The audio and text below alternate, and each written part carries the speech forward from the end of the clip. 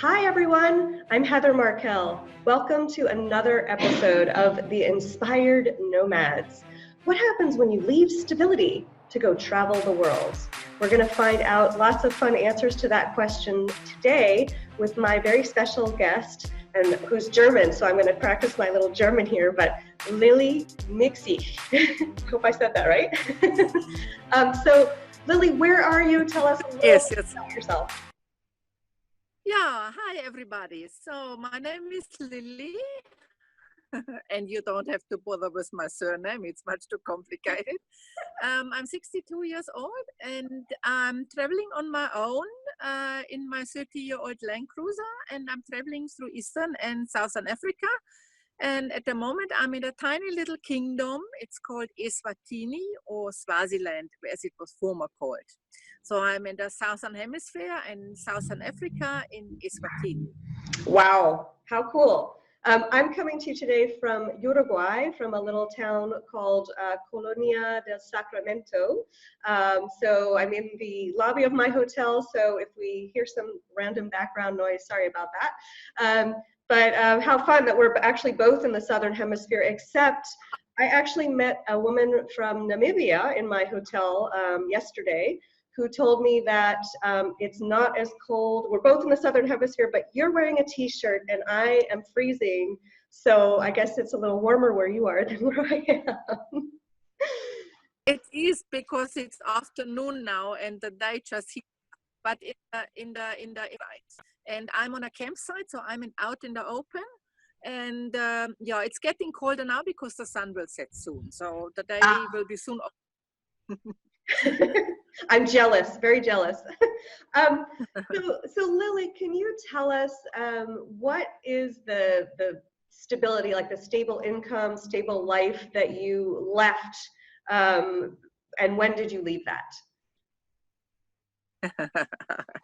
Good question, Heather.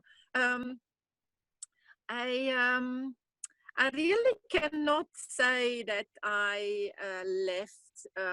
Sure, I left a stable income or a stable life, but in my case, it was more of a development.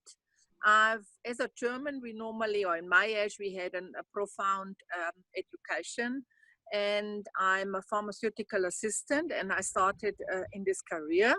But I always was like very interested in traveling, and I started like small. I always was a car traveler, so I needed a little nutshell around me.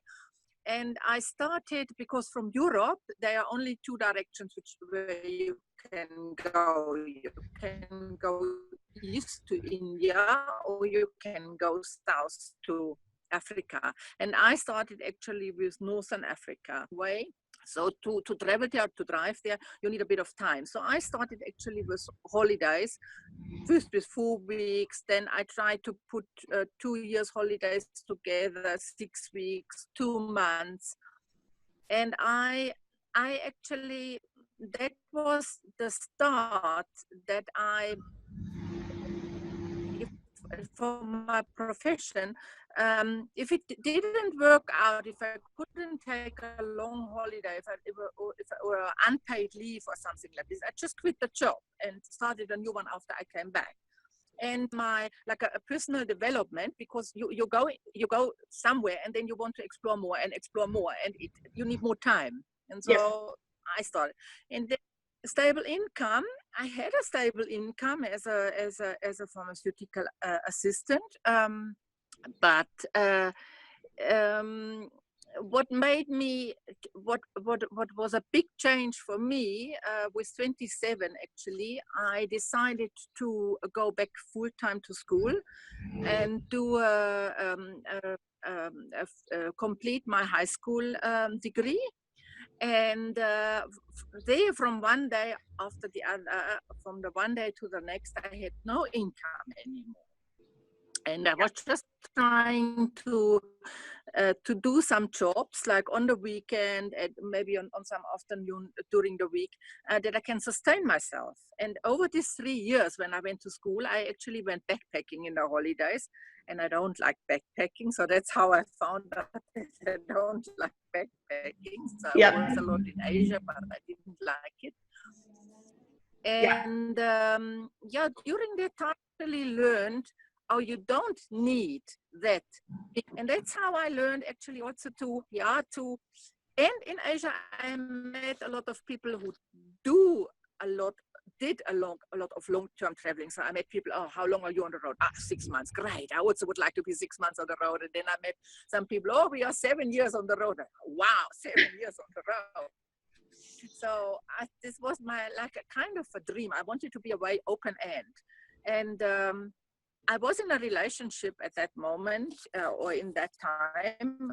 And after we had we had a difficult time, and we both together then decided actually to change our life completely.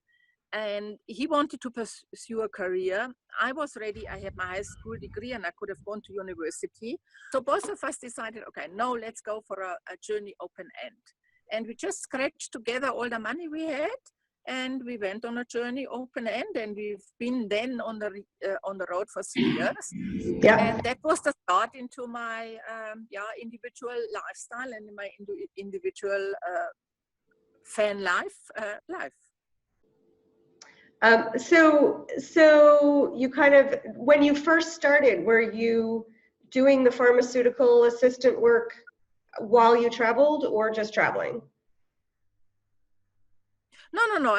I gave up everything, a job and flat and everything. We sold everything. And then I didn't work as a pharmaceutical assistant. I came back in your 30s, you started working again. And then when did you leave again to start traveling full time? Yeah, then our relationship, it did not work despite of that thing what we did together, that long journey. So we separated actually. And then I met my second husband. My second husband, he's just started a little company, and we had that little company together for 8 years, and we were actually very, very successful. We earned a lot of money, or we made a lot of money. But also we had like a change after 8 years. We had to decide what we want. And a good friend actually in the company, or why are you working? Why are you doing what you're doing? Are you working to live and earn a lot of money, or are you working to have a lot of money and go traveling? And the decision was then, no, let's take all the money we saved, and we had to close the company. We couldn't sell it. Let's close the company and just go traveling. And then with my second husband, that was then the start, 2001 actually, when I gave up my career as a pharmaceutical assistant. And then we started like full-time traveling, and we've been together 10 years on the road. Yeah. Wow. And then was finished, relationship was finished, and then I started, and then I was on the point, okay, then I was 55, what am I going to do now with my life, with no partner, with not so much money? And I just thought, okay, I don't want to go back to the pharmaceutical work. I don't, just the imagination to open a pharmacy 8 o'clock in the morning and close it at 6 o'clock in the evening. Yeah, you can shoot me. Yeah, going back into, when you've been 10 years on the road, going back into the normal work life. And then I just decided, no, I go on, I try it. And funny enough, it works. And it works even if I'm not having that much money, if I'm going on budget. It somehow works. I've got a little bit of savings. I invested it good, and when I started with 55, and I thought, okay, let me see, my money is maybe good for 5 years. Okay, now I'm 55. When my money is finished, then I may be 60. Okay, it's bad to start a new career or something with 55, but it's equally bad to do the same thing with 60. Okay, with 60, I said to me, okay, my money will maybe last still another 5 years. Okay, but then I'm 65. Okay, yeah, but same thing. If you have to start working with 65 because you don't have money, yeah, so it's the same situation. It's always the same problem. You're older, it's not easy to work. And I'm still in the same situation. Now I'm 62 and I still say my money lost for the next 5 years. So and I'm not getting I'm not getting a pension, or not a lot, very little. Yeah. And I just, once you're in this kind of life, I just continue it. I just go on. That's it. And I see what comes. So this is really interesting because it seems like your trajectory was sort of trying out the travel life, earlier on in your life, then going back into university and working, and then sort of realizing that you wanted more to your life and leaving with your partner to go and travel, coming back again, getting married again, and then going out into the world. I love this. Kind of what you're saying, that a lot of people won't go even in their 40s because they think even in their 40s they're getting close to that 50 mark. What I'm loving is that you keep on, the way you keep saying, whether I try to get a job, if I bother to do that now or in 5 years from now or 10 years from now, it's the same problem, which to me almost is like you're saying it's not really a problem. I'm doing what I want to do. And more impressively, you are taking that money and making it last somehow, right? A really long time. Do you have any, I know that it sounds like you're investing wisely. I know that there's many people out there, including myself when I first considered doing this life, that think you have to be wealthy or that your money will only last so long. And like you, I'm finding that my money actually is lasting a lot longer than I expected. So I wonder if you could talk about why you think your money might be lasting longer than you originally planned, and what kinds of things you're doing to save money, make your money go further. Any advice to the listening audience? Worked in between. I worked quite a few times in Tanzania, in Eastern Africa, as a lodge manager. Great. And I can also tell you, somehow always possibilities are coming up. This is something which you experience it only when you're on the road, or when you quit your life. The possibilities are popping up here and there somewhere. Possibilities are popping up, and it was like me. And how I do it, that my money lasts, I cannot. It is more. It is more a belief. Now I must go into a funny thing. My mother, she gave me actually a lot of kind of, you call it sentences which she believed. Like, she gave me good advice and she gave me bad advice. Okay, one of her good advice, she was a hobby astrologist, and one of her statements was, you are that and that star sign, and you have a big part from Mars, from the warrior star. And together with that star sign, what you are, it means you will always have money. And I just believe in it, because it's what my mother always. It's stupid to say, but it's also funny that it is in a way true. And I also, my way of I'm traveling on a budget. I'm not having a budget, but I'm traveling budget wise. So I looked at, I get cheap accommodation, that I maybe stay a long time on a place and don't need to pay so much for fuel. And I cook myself. I try that I buy veggies from a farm, or from the farms, or from the people on the street where it's cheap, from the local peoples and so on. There's something great about what you said, because I'm having the same experience, right? When you travel, you keep finding these I find them kind of weird and random opportunities to make money that you probably would never have thought of or been looking for if you weren't traveling. So like if you were doing, I think you said property management, can you say? Lodge management. I managed, like, in Africa, the hotels are called lodges or camps. I managed like a hotel, which is called a lodge or a camp. Yeah, different. How did you find that opportunity? This was still when I was with my second partner. He got a job in Australia for 2 months, a very, very well paid job. So he flew to Australia, but we were in Africa. And I met, I had friends, we had friends in Africa, and they just started with a little lodge, with a little hotel. And we visited them, and then the the owner, the lady from the lodge, she asked me, oh, what are you going to do when your partner is in Australia? What are you going to do for this 2 or 3 months while he is away? And I said, okay, I don't have a problem doing anything. I'll come and visit you. I visit other people. I have to go out to Kenya because I need a new visa and so on. I don't think I'll have a problem. And then she asked me, well, why don't you stay here and help us? And that was it. That was out.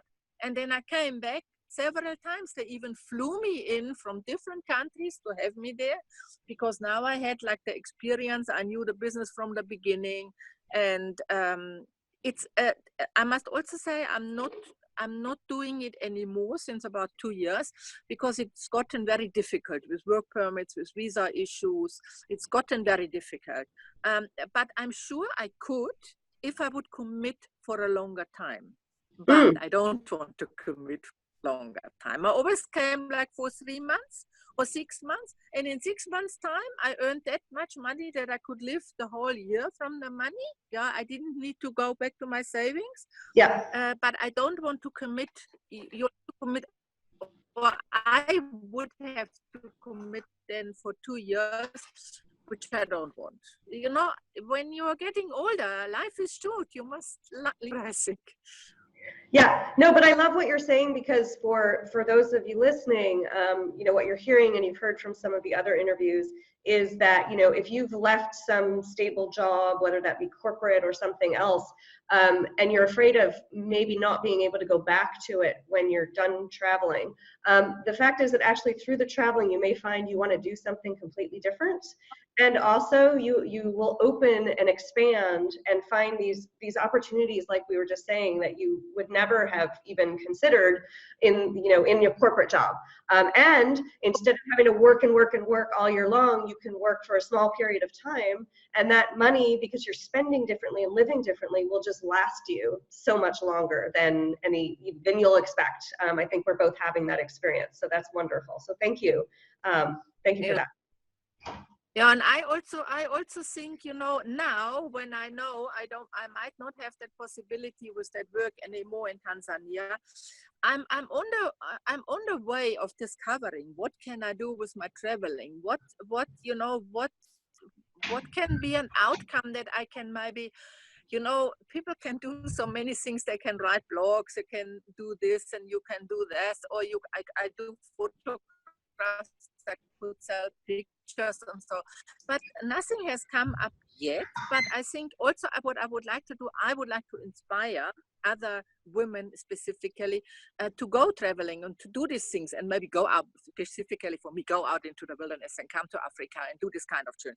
And I think you can earn money with it, like a personal companion for somebody who doesn't want to travel. But yes. I started it already, just thinking about it, but at the moment I'm just doing my personal travelings, and I just like, yeah, I'm still collecting myself, and I always say, okay, you still have got time. In 5 years' time, you can still do that. In 3 years' time, you can still do that. And yes, I'm sure something will come up. I trust in it. I trust in it. Let me ask you, because you're a fellow solo traveler, I think, at the moment, and you strike me as someone that just very easily meets people and is very social. So can you say something for, you know, for women that are actually worried about solo traveling? What's the experience been like for you, and how have you made friends and found community while you're traveling? Now, I think, you know, the thing what I'm doing, traveling with a car through Africa, is something special. There are a few women on their own who are also doing it. That's right. But what advice can I give? You know, the advice what you can give for people who want to do it. The worst or the most difficult thing is to get started. To really do it, get started. Yeah. Set your day, buy a ticket, go somewhere, do something what you like. I think it starts with reducing your commitments. It starts with not having this insurance and that insurance and that insurance, not having a loan, what you have to pay back. You keep your costs to zero. The only costs I have now, since I'm older, is a health insurance. Yeah, you keep your costs as low as possible, and when your costs are and your commitments are as low as possible, then you just go, and then you see what is happening. whatever you want to do and whatever kind of way you want to travel. To get going, to do it, buy a ticket, go, and then see what comes up. Yeah. It's my advice, I cannot. Yeah, and but as a woman experience through, yeah. But I'm curious about, since you've gone and done it and been at this a while, how are you now that you're traveling by yourself? Because a lot of people, whether they travel in a van, whether they travel in youth hostels or hotels, whatever they do, are solo traveling. And one of the big questions or concerns is, how am I going to meet people? How will I make new friends? How will I not feel alone all the time? So what's your experience been with that, and how have you managed? If you want to go travel alone, you must also be happy in remote areas where I maybe not meet people for a week or so. Yeah, but on the other hand, when you're alone, it's much easier to meet other people, because people don't have that difficulty to going towards a person who is alone than to a couple, because a couple is already a group. It's easier for you to make contacts because you might ask for something, for the car or whatsoever. It's easier for you alone to talk to people, but it's also easier for the people to talk to you. Yeah, I actually, for myself, I get a lot of attention because I'm traveling with a bloody old car, and sometimes it's even too much attention, because my car attracts a lot of people and a lot of questions, and how are you doing, and or are you really on your own, and how is your car doing, and all this kind of stuff. And for me, this sometimes is even too much. So sometimes I really need to be left in peace. Yeah. Yes. Because I think, okay, guys, I'm not. I just also want to be on own, and I want to enjoy the nature, and I don't want to go through questions I've heard already 1,000 times. You know. Yeah. Yes. So that's great. So I love what you said about. I think that's true. That when you're on your own, the one thing we forget is that you're a lot easier to talk to, and there are. I find that too as I'm traveling. There are a lot of people that are lovely and that are, some of them actually are maybe not lovely, but the ones that are lovely really genuinely are, concerned for your well-being and want to come over and talk to you. Are you by yourself? Come join us. I've had so many people invite me to join them at the table, to join them on an excursion.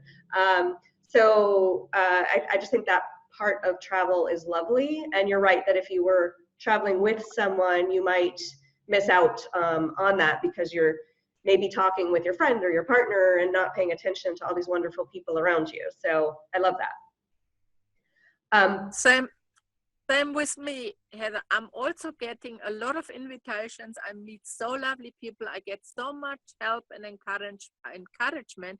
It is just unbelievable. And I've never experienced it when in that way. I also got a lot of encouragement and so when I was with my partners, but in a way, when you're alone, it's much more. It's much more. People are really helpful, are really coming to you. Do you need anything? This and this experience. I've never met so many or so much people that I meet now. Never ever in my life. That's great. When you started this journey, I mean, just thinking about kind of the journey as a whole so far, do you remember if you were looking for something in particular, a life change, a lesson, like why go out and do this travel full time? For me, when I started alone, it was actually a big quest, because I've been with partners, like I'm traveling with a car, as I said, with a very old car, and my second husband was a car mechanic. And for me, the biggest challenge was the technique with the car, because I've never ever had to worry about a car. Yeah. And now I've got the whole ability for a really old car, and I've had everything. I've had my engine broken twice, and I've been stuck on the road, and I couldn't drive anymore. And that is actually my biggest challenge, and I'm kind of completing my traveling life at the moment, because as I said, I've been traveling Africa with my first partner for many, many years, and I've traveled Africa with my second partner for many, many years, and now it's my Africa. It completes me. It Wow. makes me complete. You know, it is something. I go and visit places where I have been with this partner, and where I've been with my first partner. I visit places where I've been with my second partner, and now I see it with different eyes. Yeah, it's mine now. It's my experience, my memories. I complete my memories and make them really my own memories, and that is such a great thing. I can even not explain it properly. Yes. Yeah. No, that's And that is my and I must say, Heather, I didn't go out with that question. I didn't start the traveling with that question. I was very fearful to do it everything with the car, and was very fearful. And then suddenly, when I got used to it, and I managed this situation, and I handled the other situation, and then I handled this situation. Hey, it's a kind of a way to fulfill my own personality. So that was like very. It was a thing which up during traveling. Yeah, after only like a year or so, when I'm on the alone now on this journey, I'm since 2.5 years, and it was about a year until it developed in that thing that it says, no, this is my journey. I want to do my personal things. I want to have room to go there. And it was really, really a big, big, big fulfillment of my soul, of my personality. Yeah. That's beautiful. What about so basically I'm hearing that's so neat how you said you made it your Africa and your journey, and how you've been lucky to have kind of 3 different journeys. Is there anything that stands out to you as a lesson that you learned about yourself, about life, throughout the journey so far, like a big one, a juicy one? I learned it also in small pieces, but it also got like fortified through all the steps I've gone through. No matter, there is always a solution, and it will always go on. Yeah, and Yeah. you will always find a solution. Yeah, that is a lesson. You will find solutions. You will find possibilities. It goes on. Whatever you love and whatever you do, when you do what you love, it goes on, because that is the big lesson, that there is always a way. To every difficulty, or what you think in your stupid head might be a difficulty. Yeah, it turns out into something good, or into a different way, or a different thing. So I think it's always going on. Just imagine, other people are working every day, and I'm leading this life with not much money, and I don't have to go in the morning to the life. I think what I heard you say, which was beautiful and profound, is that when you're doing something that you love, there's just always a way for you to keep doing that. That there is always a solution. That I think that's another thing I heard you say, that I feel also this travel experience, because we deal with so many things that are problems, that are, kinks in the road, plans don't go as you think. I think we learn a certain degree of flexibility, and that not only that there is always a solution, but I think it's because we're willing to see solutions differently. I know before it's sort of like, this is the problem and there's one solution, and I got to get this solution to work, otherwise forget it. And now it's like, this is the problem. Is it really a problem? Maybe not. Or this is the problem. There are actually 3 different ways that I can see getting around this problem, or I can deal with it tomorrow. It's just a completely different way of looking at problems and solutions, I think, that comes about because of the journeys that we're on. So thank you for sharing that, and allowing that to come out. So do you have a tip that you might offer to anyone listening that is thinking about, tossing it all in the wind and going and traveling on this adventure, about how they could make the journey easier, or what they should think about? Any tip that you want to offer them? Yeah, as I said already, the less commitments you have, the less financial costs you have, I think the better it is, because if you don't have commitments, if you not have a financial backlog, what you have to earn or to handle, the better it is, and the more freedom you have. Yeah. And that's actually the tip is always to try to reduce as many commitments as possible, and then just do it. Yeah. That's the tip I can give. That. Yeah. Perfect. And before we close for this interview, any other comments or any information that you want to share with the listening audience?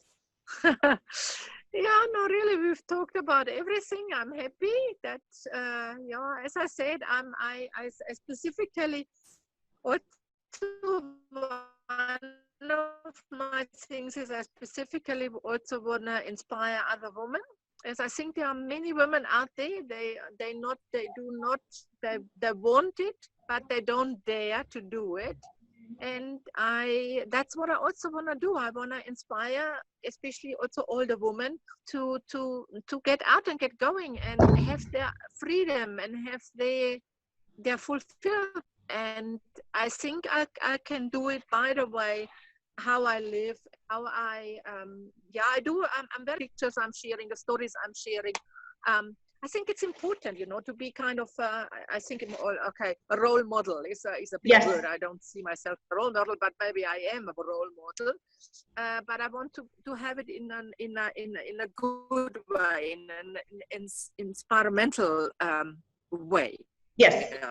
When other people see, oh, it can be done, she made it, then it's easier for them. Yeah. Lilli, is there, if someone listening wants to reach out to you and has found you really inspiring, wants to talk to you or learn more about you, what is the best way for them to contact you? Yeah, you've got my details. I'm very active on Instagram. I post a picture every day. I try to make a kind of a travel diary where I am and what I see during my journey. So this I do on Instagram. I share it on Facebook. Otherwise, I'm very active on Facebook as well. Facebook is for me a little bit more private. Instagram is, because it's a different structure. But on Facebook, I also post then more private messages. I do have a website, but unfortunately my website is old. Great. So I will put that information below so people can see that. And Lilli, thank you so much for joining me today, for sharing your stories and your insights. It's been really fun. If anyone out there listening would like to be a guest on a future show, I would love to have you. Please go ahead and fill out an interview questionnaire at www.interviewquestionnaire.com, and I will get your survey responses. When I do, I will get in touch with you, and if you're a fit, I will set up a time to talk to you. And for other people, if you have a question that you would like me to ask a future guest, or I'd love your feedback, what do you think about the show? Please email me at heather@heathermarkel.com. Until the next episode, thanks for listening. Have a great day. Bye.